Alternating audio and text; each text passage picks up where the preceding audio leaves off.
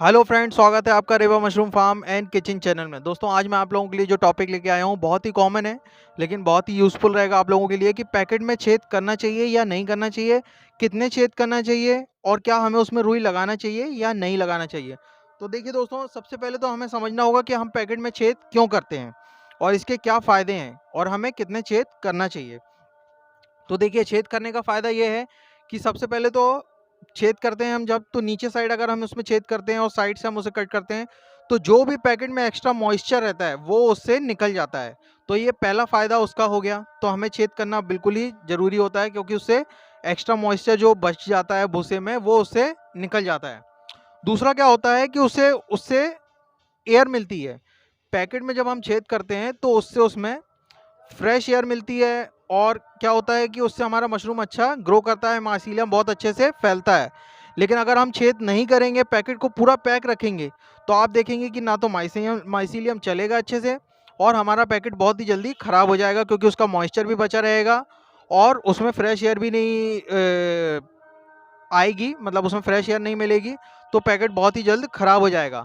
तो हमें तो छेद करना अनिवार्य है कि पैकेट में हमें छेद करना बहुत ही ज़रूरी है, क्योंकि इसके बिना हमारा मशरूम अच्छे से नहीं होगा। देखिए, एक चोट हम मान लें कि चलिए छेद में से मशरूम बाहर नहीं आएगी, लेकिन फ्रेश एयर के लिए तो उसको छेद ज़रूरी है, क्योंकि हम मान लो ऊपर से पैकेट का मुंह खोल देते तो मशरूम वहाँ से निकल आएगी, या अगर हम लंबे लंबे चीरे लगा देते हैं तो भी मशरूम निकल आएगी, या हम पन्नी को हटा देते हैं तो भी मशरूम निकल आएगी। लेकिन फ्रेश एयर के लिए जब वो माइसीलियम स्टेज रन में रहता है, तो उस समय क्या है कि कार्बन डाइऑक्साइड भी लेता है, क्योंकि उस समय माइसीलियम रन होता रहता है और जब कार्बन डाइऑक्साइड छोड़ता है तो उसे फ्रेश एयर चाहिए रहती है। तो क्या होता है दोस्तों कि उसके लिए छेद बहुत ही ज़रूरी है। अब सवाल ये उठता है कि हमें कितने छेद करना चाहिए। तो देखिए, इसकी कोई लिमिट तो नहीं है, लेकिन हाँ, हमें जो छेद है उसमें दूरी थोड़ी सी बराबर रखना चाहिए, मतलब कि कम से कम 1 से 2 इंच का उसमें डिस्टेंस तो होना चाहिए छेद में। उसका कारण ये है कि जब मशरूम निकलेगी, जब पिन हेड निकलेंगे, तो वो आपस में टकराएंगे नहीं। अगर आप पास पास में छेदा कर देंगे तो क्या होगा कि मशरूम उसमें टकराएगी और जल्दी हमारी डैमेज हो जाएगी, ख़राब हो जाएगी। तो हमें ये ध्यान रखना है कि जो हम छेद करें उसमें डिस्टेंस बराबर हो, मतलब 1 से 1.5 इंच का डिस्टेंस तो होना ही चाहिए उसके बीच में। ठीक है, दूसरा ये है कि छेद का साइज क्या होना चाहिए। तो ये बहुत ही मैटर करता है, छेद का साइज। अगर आप पतले से सूजे से अगर उसमें छेद करते हैं तो काम वो भी करेगा, लेकिन क्या होगा कि जब उसमें से हम मशरूम लेना शुरू करेंगे तो वो छेद में से बराबर मशरूम निकलती नहीं है। तो हमें ये याद रखना है कि जो छेद है वो ये उँगल उँगल के बराबर या उँगल से थोड़ा-सा पतला, मतलब जो पेंसिल आती है उतना तो छेद होना ही चाहिए पैकेट में, पेन या पेंसिल बराबर, मतलब उसके डाये बराबर, उतना छेद तो होना ही चाहिए। मार्केट में पंच मिलता है, आप वो पंच ला के पहले से पैकेट में छेद कर सकते हैं। हमने अपने पिछले वीडियो में बताया भी है कि पैकेट में कैसे छेद होते हैं, तो आप वो वीडियो भी जाके देख सकते हैं। तो उससे क्या होगा कि आपकी मशरूम बहुत ही बढ़िया निकलेगी। अब तीसरा सवाल ये है दोस्तों कि हमें उसमें रुई लगाना चाहिए या नहीं लगाना चाहिए।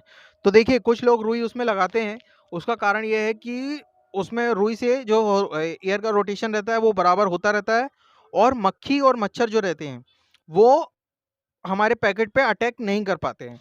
तो देखिए, अगर आपके यहाँ बहुत ज़्यादा मक्खी मच्छर बहुत ज़्यादा परेशान कर रहे हैं, दवाई डालने के बाद भी नहीं जा रहे हैं, तो आप रुई का इस्तेमाल कर सकते हैं। उसे प्रोडक्शन कॉस्ट तो थोड़ी बढ़ जाती है, लेकिन क्या होगा कि आपका पैकेट भी सेफ रहेगा। हाँ, लेकिन अगर आपके फार्म में इतने मक्खी मच्छर परेशान नहीं कर रहे हैं, थोड़े बहुत हैं, तो हम उसे दवाई से दूर कर सकते हैं। तो उसमें रुई लगाने की कोई भी ज़रूरत नहीं है। तो ये आपके ऊपर डिपेंड करता है कि आपके फार्म की कंडीशन क्या है। तो ये 3 बातें हमें विशेष ध्यान रखनी है जब हम मशरूम के पैकेट में छेद करते हैं। तो ये मैंने आप लोगों को बताया कि पैकेट में छेद करना क्यों ज़रूरी है और हमें कितने डाई में छेद करना चाहिए, कितनी डिस्टेंस में करना चाहिए और रुई लगाना चाहिए या नहीं लगाना चाहिए। तो ऐसे ही सवाल आप मुझसे पूछते रहिए, मैं आप लोगों के लिए जवाब लाता रहूँगा। बने रहिए दोस्तों चैनल के साथ। वीडियो अच्छा लगे तो लाइक ज़रूर करिएगा, शेयर करिएगा, चैनल को सब्सक्राइब करिएगा, बेल बटन की घंटी को ज़रूर दबा दीजिएगा, क्योंकि जब भी मैं नया वीडियो डालूँगा तो आप लोगों को उसका नोटिफ़िकेशन तुरंत मिल जाएगा और आप वीडियो मिस नहीं करेंगे। तो मिलते हैं दोस्तों नेक्स्ट वीडियो में। जय हिंद।